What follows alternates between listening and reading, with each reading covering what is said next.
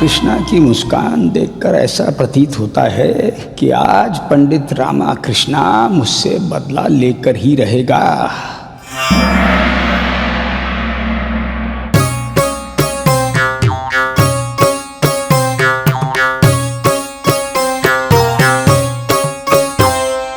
गुरुवर, पंडित रामकृष्ण ने इस पूरे प्रकरण की अपने स्तर पर पड़ताल की है।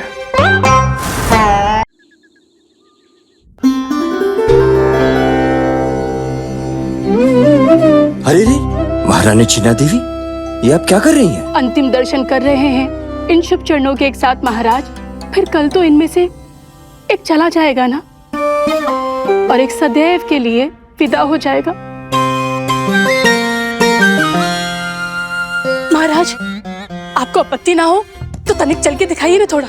किस लिए?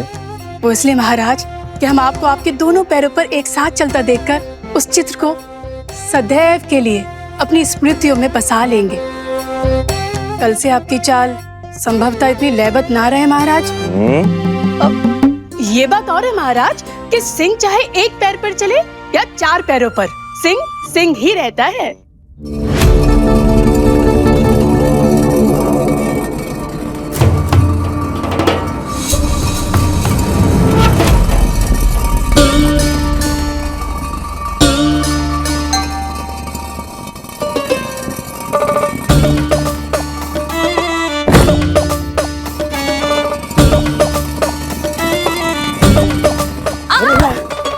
संभालिए अपने आप को। ये सब क्या है महारानी तिरुमलंबा?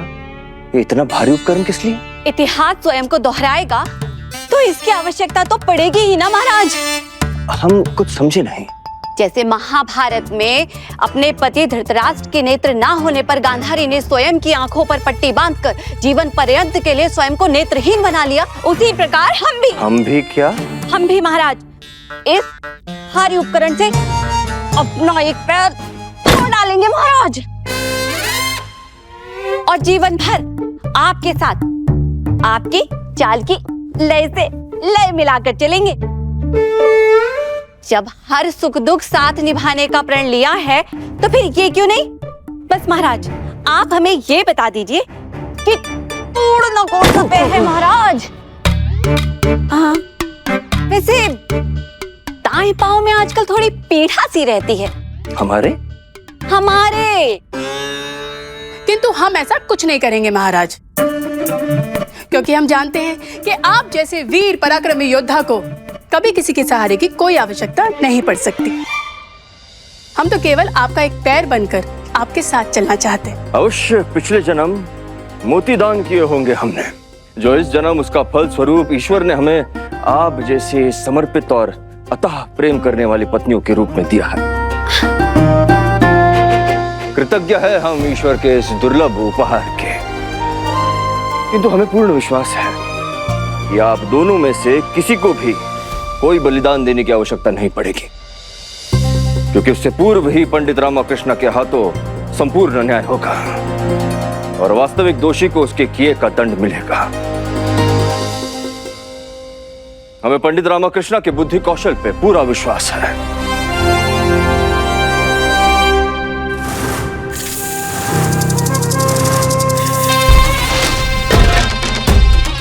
सुनिए, ये आचार्य तथाचार्य जी का घर कहाँ?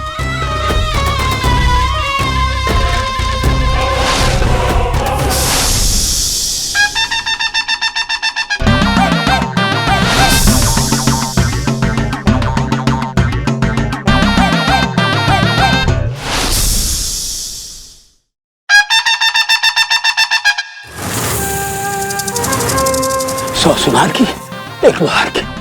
यदि इस रामा के बच्चे को हमारे कपूर कांड का रहस्य पता चल गया है, ये तो हमें कहीं का नहीं छोड़ेगा, दिन दिन के बदले लेगा ना। इससे पहले उसे पता चले कि महाराज की टांग टूटने के पीछे हमारा हाथ है, हमें अपनी दोनों टांगें उठाकर विजयनगर से निकल जाना चाहिए। हाँ। अरे गुरुजी,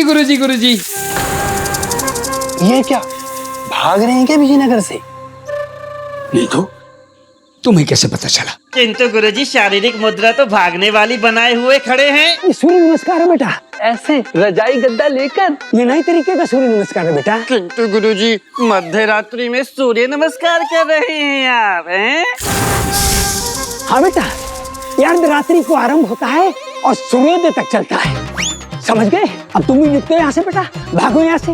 भागोगे कि नहीं?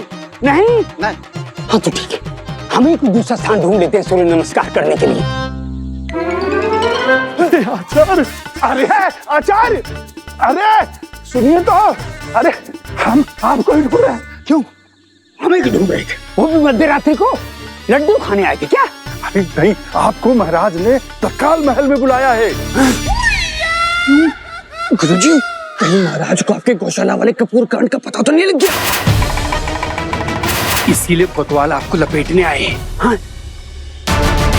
अच्छा ठीक है, वो क्या है ना कि हम ब्रह्म मुहूर्त की 50-60 कोस की सैर के लिए निकले हैं। एक चक्कर लगा के आते हैं, तब तक आप लोग हमारी यहीं पर प्रतीक्षा कीजिए। अरे गुरुजी, अभी तो आपने कहा था कि आप सूर्य नमस्कार कर रहे हैं। हाँ तो हम सैर करते करते सूर्य नमस्कार करेंगे। कोई आपत्ति है तुम्हें? हटो पीछे।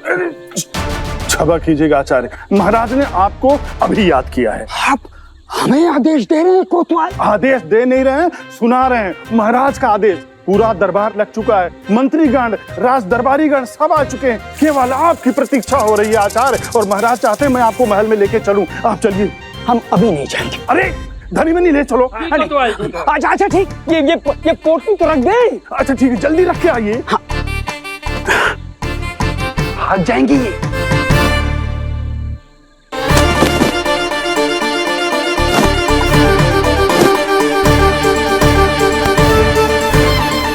अरे धनी मनी उठा लो।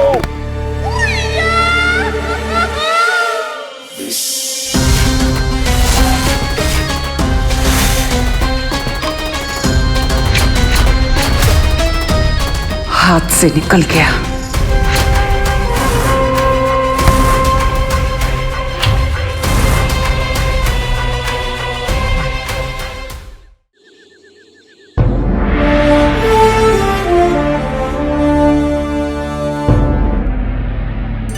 उठा लीजिए। उसके पश्चात दरबार की कार्यवाही आरंभ करते हैं पंडित रामकृष्ण। क्षमा करें महाराज, किंतु क्या उठा लूं? वही जो कब से झुककर आप ढूंढ रहे हैं। नहीं, वो मैं कुछ गिरा नहीं है महाराज, मैं कुछ नहीं।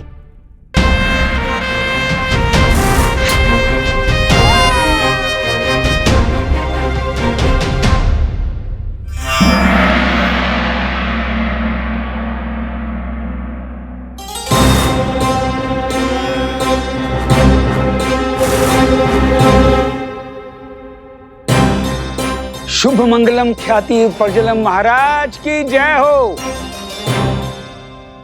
महाराज आपने हमें स्मरण किया। आइए गुरु। जी महाराज।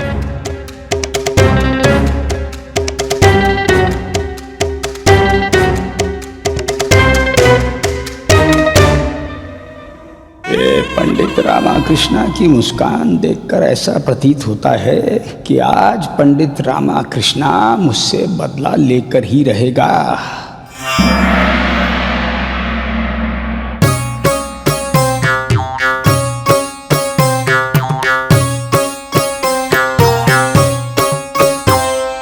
गुरुवर, पंडित रामाकृष्णा ने इस पूरे प्रकरण की अपने स्तर पर पड़ताल की है और ये पता लगाने की चेष्टा की है कि आखिर सुब्बा राव की टूटी टांग का वास्तविक जिम्मेदार कौन है। और अब पंडित रामाकृष्ण हम सबको इस विषय में कुछ कहना चाहते हैं। क्या करोगे बताकर सुब्बा राव? क्या हो जाएगा यदि पता चल भी गया कि दोषी कौन है? तो क्या उससे तुम्हारी टूटी हुई टांग तुम्हें वापस मिल जाएगी? केवल अपने प्रतिशोध के अहंकार को सिद्ध करने के लिए इतना बड़ा बखेड़ा कर रहे हो तुम। छोड़ दो ये अहंकार। अहंकार से कुछ नहीं होगा सुब्बा राव। हम मानते हैं कि त्रुटि हो गई त्रुटि भैंस से। अब उसके लिए किसी निर्दोष को फंसाना अच्छी बात नहीं है ना। भूल जाइए इस प्रसंग और आगे बढ़िए, भले एक ही टांग पर। और सिद्ध कीजिए कि यदि मनुष्य में साहस हो तो एक टांग पर भी वो कुछ भी कर सकता है। पुरुष बनो, पुरुष। पुरुष बनो? वो तो पहले से ही पुरुष है। हमें पता है। किंतु ये तो आप ही ने कहा था गुरुवर, अपनी तेज ऊंची कड़क खड़खड़ाती आवाज में, यही विजयनगर न्याय प्रणाली के नियम हैं। आंख के बदले आंख, हाथ के बदले हाथ, कान के बदले कान और पैर के बदले पैर। सारा संसार जानता है विजयनगर न्याय प्रणाली का ये कठोर नियम, नेत्र के बदले नेत्र, हाथ के बदले हाथ, प्राण के बदले प्राण। आपको आपकी टूटी टांग के बदले उस दोषी की टांग दी जाएगी। हाँ, तो उसके लिए किसी की माँ की आंख से आंसू निकालना अच्छी बात नहीं है। उसका क्या अर्थ हुआ? क्षमा नाम की भी कोई चीज होती है ना महाराज?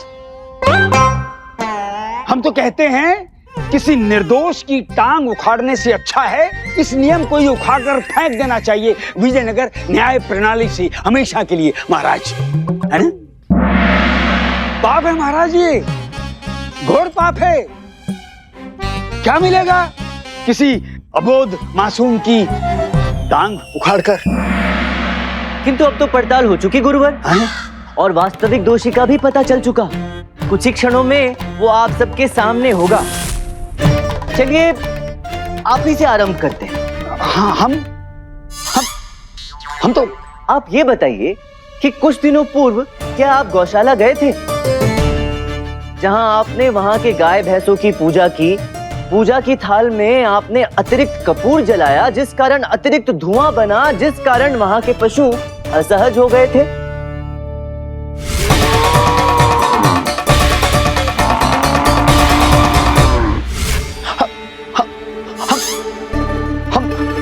हम तो वहां। अरे रे, आप तो बोल भी नहीं पा रहे हैं गुरुवर। रहने दे, मैं बोलता।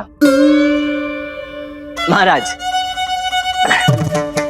गौशाले का ग्वाला इस समय दरबार में उपस्थित है महाराज, जिनका ये कहना है कि कपूर के उस अतिरिक्त धुएं के कारण इनकी सौम्यवती इतनी असहज और विचलित हो गई कि उसने सारे दिन भोजन ही नहीं किया। सही कहा ना मैंने? जी महाराज, ये सत्य कह रहे हैं। बेचारी सौम्यवती पूरे दिन भूखी रही, चारे की ओर देखा तक नहीं महाराज।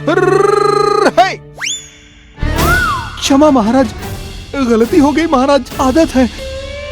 महाराज, अब यहाँ एक दूसरी और रोचक बात यह है महाराज कि उसी दिन गौशाले की दीवार भी गिरी, जिसकी कुछ ईंटें इनकी भैंस है। सौम्यवती महाराज, सौम्यवती, जिसकी कुछ ईंटें सौम्यवती के ऊपर भी गिरी। अब उस चोट की पीड़ा से घायल होकर, विचलित होकर सौम्यवती यहाँ वहां भागने लगी। अब नियम ये है महाराज कि पशु द्वारा किए गए अपराध का उत्तरदायी उसका स्वामी होता है, किंतु यहाँ जो कुछ भी हुआ वो तो परिस्थितियों के कारण हुआ। सौम्यवती को उकसाया गया, जिस कारण ये संपूर्ण घटना घटित हुई। तो न्याय ये कहता है कि दोषी महाराज नहीं है, दोषी वो व्यक्ति है जिसने सौम्यवती को उकसाया। दंड उसे मिलना चाहिए जिस कारण सौम्यवती विचलित हुई।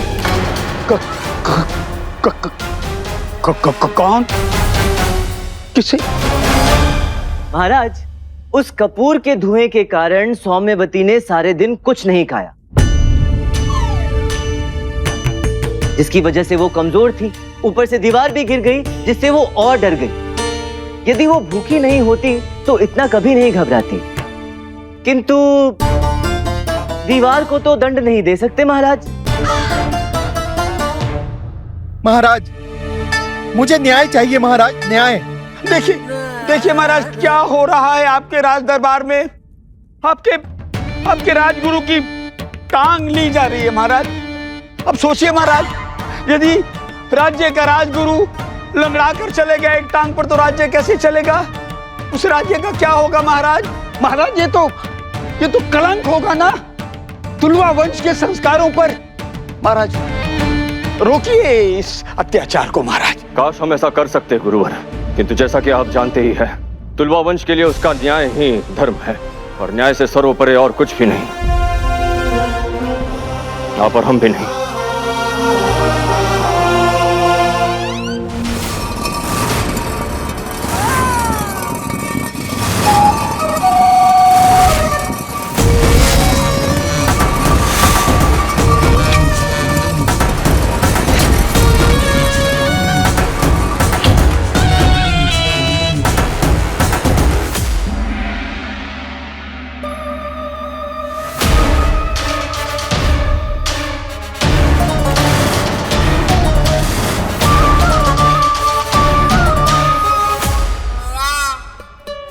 अब आप ही हमें इस धर्म संकट से बचा सकते हैं गुरुवर। हमें बताइएगा, आपकी टांग काटने के पश्चात हमें कौन सी पूजा करनी चाहिए जिससे हमें इस अपराध बोझ से मुक्ति मिले, क्योंकि इसे तो अब हम भी नहीं रोक सकते। न्याय तो होकर ही रहेगा। महाराज,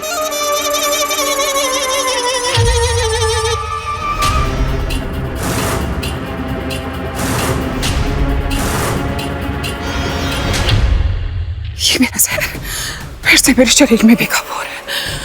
अगर इसे मैंने शीघ्र ही निकाला तो ये मुझे तेजाब बनकर निकल जाएगा। ये बिना बताए कहाँ चले गए स्वामी? सुनिए,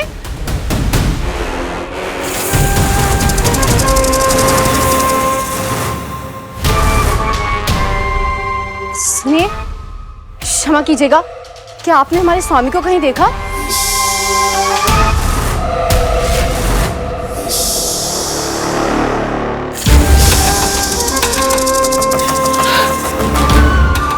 अब इन्हें क्या हुआ? आज सब हमसे भाग क्यों रहे हैं? स्वामी भी बिना बताए चले गए। क्या हो रहा है आज? न्याय तो यही कहता है गुरुवर कि दोषी की टांग कटनी चाहिए। वो टांग गुरुवर की नहीं हो सकती। वो टांग उस व्यक्ति की होनी चाहिए जो इस पूरे प्रकरण का वास्तविक दोषी है, जो गुरुवर बिल्कुल नहीं है। हम दोषी नहीं हैं। जी गुरुवर, आप दोषी नहीं हैं। हम दोषी नहीं हैं। धन्यवाद पंडित रामाकृष्ण, धन्यवाद। आप अनुमान भी नहीं लगा सकते कि ये सुनकर हमें कितनी प्रसन्नता और संतोष का अनुभव हो रहा है गुरुवर, कि आप दोषी नहीं हैं। हमें भी बहुत प्रसन्नता हो रही है सुनकर महाराज कि हम दोषी नहीं है। एक बहुत बड़े धर्म संकट से बच गए हम।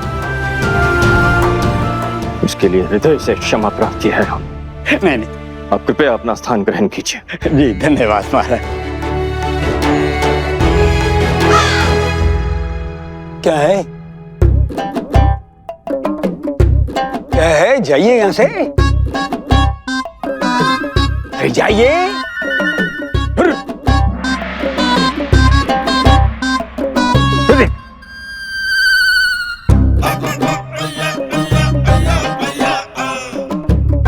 धन्यवाद प्रभु, हम बच गए। बहुत खुशी है गुरुजी कि आपकी टांग बच गई।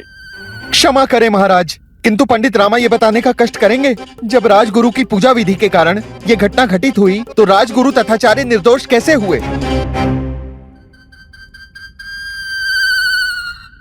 महाराज, इस प्रकार के पूजा पाठ एक सामान्य धार्मिक गतिविधियां हैं जो हर दूसरे दिन की जाती हैं। इससे पहले भी गुरुवर कई वर्षों से गौशाला जाते रहे हैं महाराज, वहां पूजा पाठ करते रहे हैं। इससे पहले भी इन्होंने धूप कपूर का उपयोग किया होगा, किंतु इस प्रकार की कोई भी घटना घटित नहीं हुई। जाहिर सी बात है कि गौशाला के पशुओं को पूजा पाठ की सामग्री से कोई समस्या नहीं है। यदि इनकी भैंस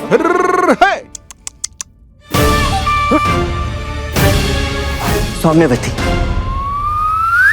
महाराज, यदि सौम्यवती को कपूर के धुएं से समस्या होती तो उसने पहले ही ऐसी प्रतिक्रिया दिखाई होती। इससे पहले भी वो विक्षिप्त होकर भागती, सुब्बाराव से टकराती और ये घटना पहले भी घटित हो सकती थी।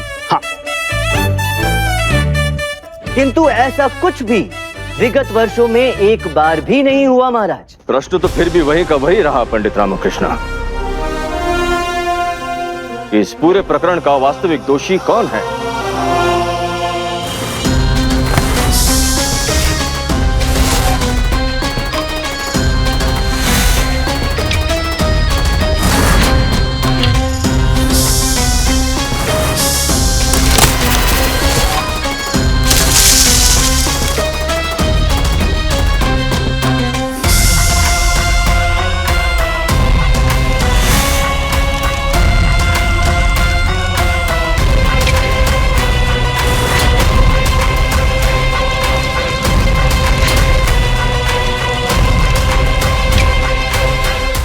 अब जब ये स्पष्ट है महाराज कि इनकी भैंस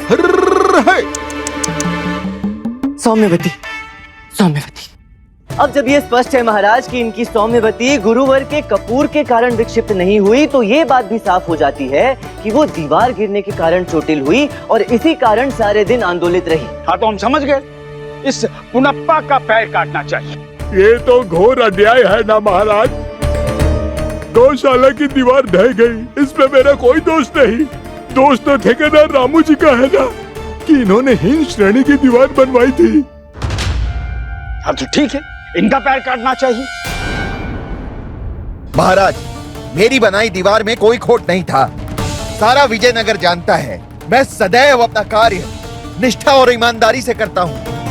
ये सही कह रहे हैं महाराज, मैंने इनके काम की भी पड़ताल की थी। इनकी छवि बिल्कुल साफ सुथरी है, इनके काम में कोई खोट नहीं निकला। हो, हम समझ गए। दीवार बनाने वाली सामग्री में खोट होगी। अब यदि मसाले ही अच्छे नहीं होंगे तो रसोईया क्या खाकर स्वादिष्ट भोजन बनाएगा। सही कहा गुरुवर, इस पूरे प्रकरण का जड़ कोई और है और स्वयं इस समय दरबार में उपस्थित है महाराज। कौन है वो?